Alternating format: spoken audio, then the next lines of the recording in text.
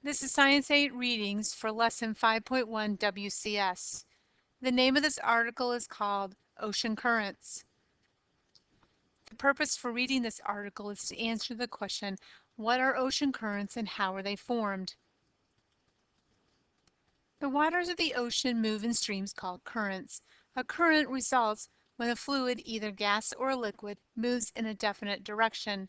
An ocean current is a continuous movement of liquid water in a specific direction in one of Earth's ocean bases. Ocean currents are formed by the rise and fall of tides, winds, and salinity, or saltness.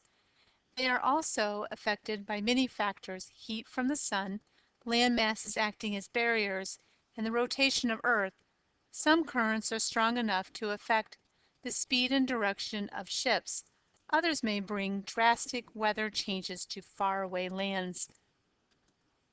If you could please circle the first vocabulary word, which is currents. So currents are the movement of a liquid or a gas in one direction.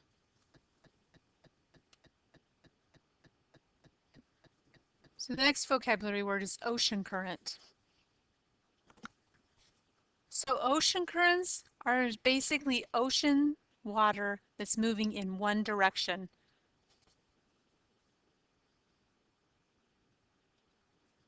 Next, I need you to underline the part where it says ocean currents are formed by the rise and fall of tides, winds, and salinity. They are also affected by many factors such as heat from the sun, land masses acting as barriers, and the rotation of Earth.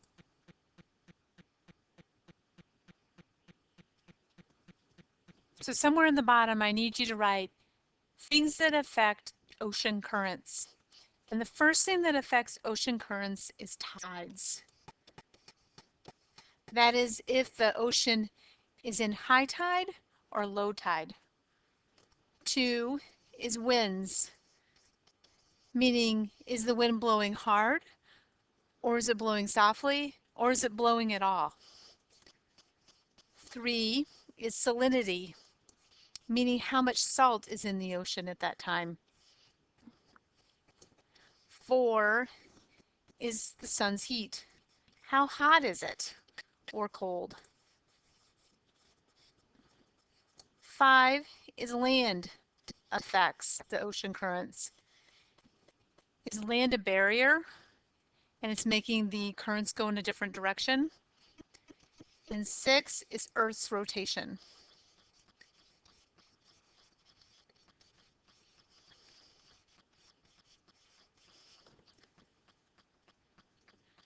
Remember, the Earth's rotation causes the Coriolis effect, which is a force that causes the wind in the ocean to deflect either to the right or the left, depending on which hemisphere that you're in.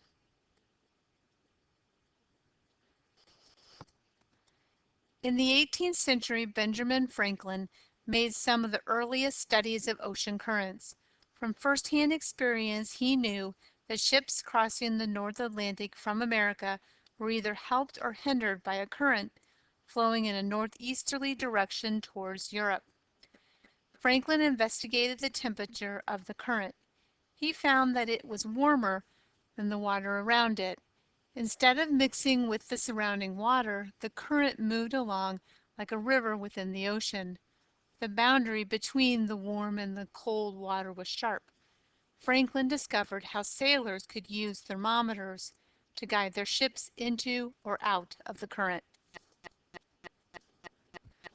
The current Franklin was studying is the Gulf Stream. It carries heat from the warm waters of the Gulf of Mexico and the Caribbean Sea to the North Atlantic. The Gulf Stream has an average speed of 4 miles per hour and moves approximately 100 billion cubic meters of water per second. The flow of the Gulf Stream is greater than all of the world's rivers combined.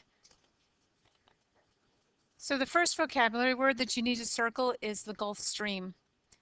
And the Gulf Stream is a warm ocean current that goes along the east coast of the United States.